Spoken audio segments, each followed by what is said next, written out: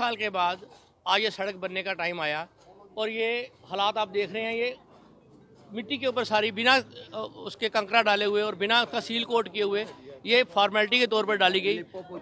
हाँ, ये 2 बारिशें भी नहीं सहार सकेगी और ये टैक्स पेयर्स की मनी को इस तरह मिस यूटिलाइज किया जा रहा है कि हर बंदे को आफ्टर ऑल घर से बाहर आना पड़ा।